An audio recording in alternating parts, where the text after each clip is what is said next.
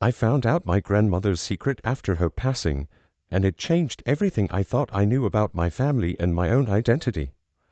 I never thought I would be the kind of person to uncover a life-altering family secret, but life has a way of throwing curveballs when you least expect it. Growing up, my grandmother was the glue that held our family together. She was a quiet, reserved woman, but her presence was comforting.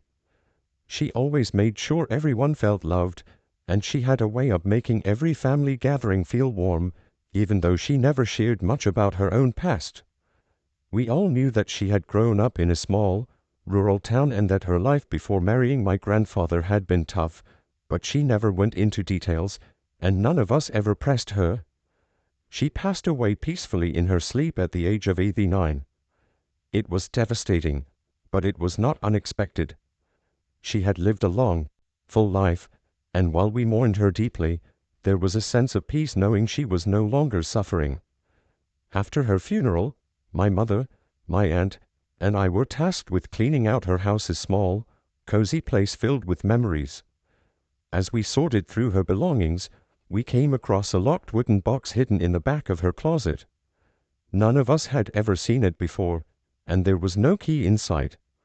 My aunt suggested that we leave it alone, that maybe it was something personal my grandmother never wanted us to find, but curiosity got the better of me. I took the box to a locksmith the next day.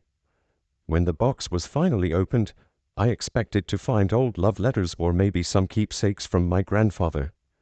Instead, what I found was something far more shocking: documents, letters, and photos that revealed a secret my grandmother had kept her entire life. She had been married before, to someone none of us had ever heard of. His name was Thomas, and according to the marriage certificate, they had been married for 5 years before my grandmother met my grandfather. Alongside the marriage certificate were several letters, all written by Thomas, each one more desperate than the last. They spoke of love, of promises made and broken, and eventually, of a bitter separation. The final letter was dated just 2 months before my grandmother married my grandfather. It was a short, cold note that simply read, "I hope you find what you are looking for, even if it is not with me." There was no signature, just those haunting words. My mind raced as I tried to process this information. How had no one in the family ever known about this? Why had she kept it a secret for so long? And what had happened to Thomas? The first decided to dig deeper. Over the next few weeks, I tracked down every lead I could find. I poured through online archives, old town records, and newspaper clippings, trying to piece together my grandmother's life before she met my grandfather. What I discovered shocked me even further.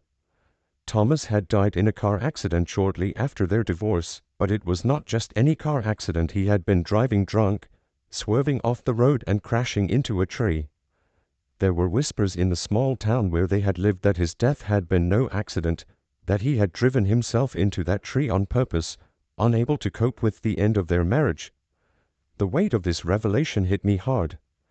Had my grandmother known? Had she blamed herself for his death all those years? It suddenly made sense why she had kept this hidden. The shame, the guilt, it must have been unbearable.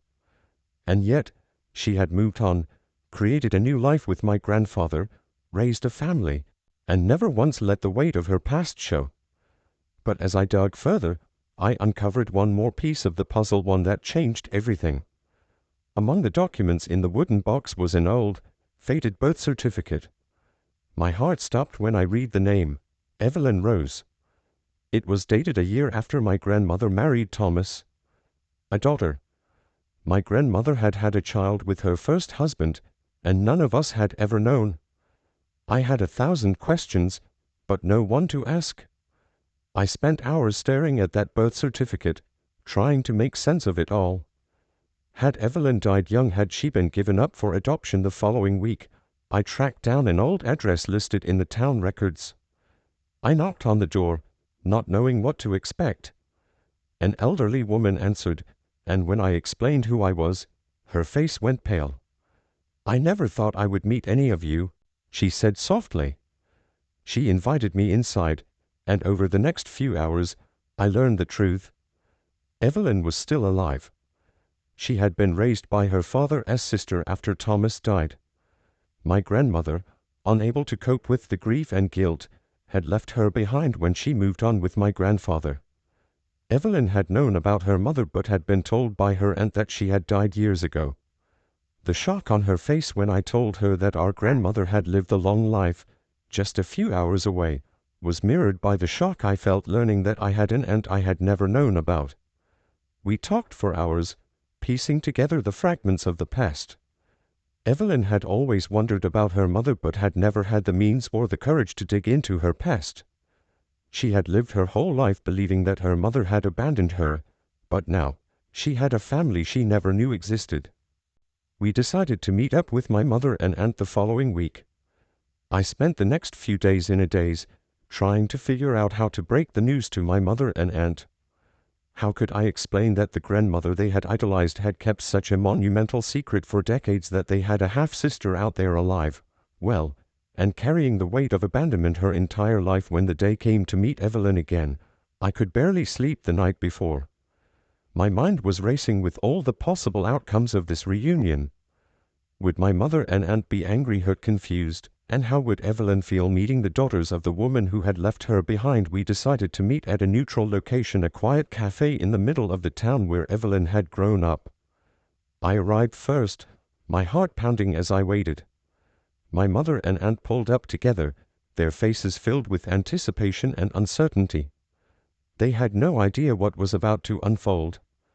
When they sat down, I took a deep breath and began to explain everything. At first, they were in disbelief. My mother stared at me, eyes wide, as I recounted the discovery of the box, the letters, and finally, the birth certificate. "Are you sure?" my aunt asked, her voice trembling. "This cannot be real. How could she keep this from us? How could we never know?" I nodded and handed them the birth certificate. Their hands shook as they read it, the realization settling in. My mother looked like she had been hit by a wave of emotions: betrayal, confusion, grief. "Why did she never tell us?" she whispered, more to herself than to me. "We could have known her. We could have been a part of her life." I let them sit with the news for a moment before telling them the final piece of the puzzle, that Evelyn was waiting to meet them. My aunt looked at me in shock, while my mother's eyes welled up with tears. She's alive?" my mother asked, her voice barely above a whisper. "Yes," I replied. "She's here. She wants to meet you. She wants to know the family she never had." There was a long pause as my mother and aunt absorbed the magnitude of what I had just said. Then, without another word, my mother stood up and walked out of the cafe. My aunt hesitated, glancing between me and the door. I could tell she was torn, caught between her loyalty to my mother and her own curiosity about Evelyn. After what felt like an eternity, she sighed and stood up. "I need to go after her," she said, her voice filled with regret. "I am not ready for this. We are not ready for this."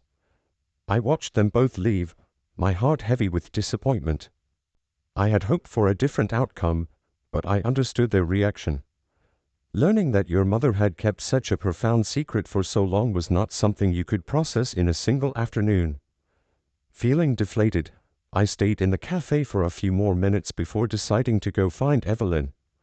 She had been waiting at a nearby park, not far from the cafe.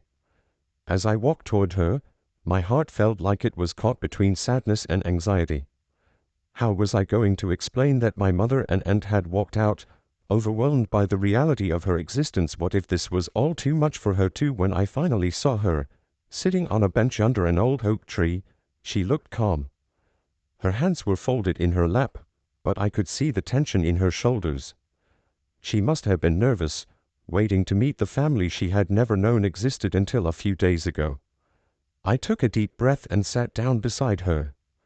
They need time," I said softly, not knowing how else to put it. "My mother and aunt are struggling with all of this. I think it is just a lot for them to process right now." Evelyn nodded, though I could see the disappointment in her eyes. "I understand," she said quietly. "I guess I always knew this would be hard for them. I mean, Finding out about me now, it must feel like a betrayal. There was a long pause, the kind of silence that feels heavy with unsaid words. I was not sure what to say next, but Evelyn spoke first. You know, I used to dream about what it would have been like to have siblings. Growing up, it was just me and my aunt. She loved me, but it was never the same as having a real family. I used to wonder what my mother was like, what kind of life she had built. I imagined her with kids, a happy family. But I never thought I would actually meet them, and I never thought they would not want to meet me. Her words hit me hard. She was right, this was not just shocking for my mother and aunt. It was painful for Evelyn too. She had spent her life feeling like an outsider, abandoned by the one person who should have protected her. I want you to know something, I said, turning to face her. Even though this is a lot for them, it does not mean they will not want to know you. I think they just need time to process it all. Our grandmother. She was such a huge part of their lives. Learning she had this whole other chapter they never knew about it is going to take some time. Evelyn nodded again, though I could tell she was still hurting. It is strange. You know, I spent so many years being angry at her for abandoning me. But now that I know the truth, I do not even know how to feel.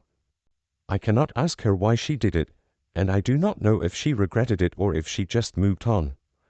I do not know if she thought about me at all. The sadness in her voice was palpable, and I felt a pang of guilt for my grandmother's choices.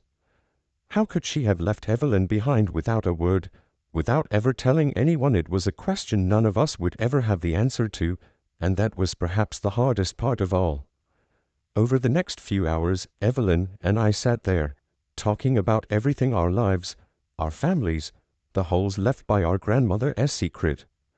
She told me stories about her childhood, about growing up with her father's sister and the sense of loss that had always lingered in the background. I shared stories about my own family, the happy memories we had with our grandmother, the woman we thought we knew so well. It was strange to think that, in another life, we could have grown up together. By the time we parted ways, I felt a deep connection to Evelyn. She was not just a stranger anymore, she was family, no matter how complicated that might be. We exchanged numbers, and I promised to keep her updated on my mother and aunt. I told her I believed that, eventually, they would come around. The next few weeks were tense. My mother refused to talk about what had happened, and my aunt avoided the subject entirely. It was clear they were both struggling with the revelations about their mother, but I knew that hiding from the truth would not make it any easier. I wanted to give them time, but I also did not want to let Evelyn continue to feel like she was unwanted. Finally, after what felt like an eternity, my mother called me one evening. "I have been thinking a lot," she said, her voice soft and uncertain. "I cannot pretend like this never happened. I need to meet her. I need to know who she is." A wave of relief washed over me. "I think that is a good idea," I said, trying to keep my voice steady. "She is not expecting anything from you.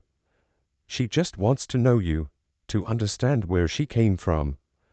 A week later, my mother, my aunt, and I met Evelyn again, this time with open hearts and a willingness to connect. The first meeting was emotional, filled with awkward silences, tentative smiles, and more than a few tears. But as the hours passed, the tension eased, and my mother and aunt began to see Evelyn not as the product of some secret past, but as a part of our family. It was not an easy process. Healing from decades of hidden truths never is. But little by little, we began to rebuild, to form new relationships, and to fill in the gaps left by our grandmother's choices. Evelyn was patient, understanding that it would take time for my mother and aunt to fully accept her into their lives. But she was also hopeful, and that hope was what carried us through. As the months passed, Evelyn became a regular presence in our lives. Family gatherings that had once felt incomplete now had a new dynamic, one that, while still healing, was stronger than before. My mother and aunt had found not just a half-sister, but a piece of themselves they never knew was missing. And while our grandmother's secret had shaken the foundation of our family, it had also given us the chance to rebuild something new, something stronger. In the end, we never got the answers we wanted from our grandmother. We never knew why she made the choices she did, why she kept her past hidden for so long.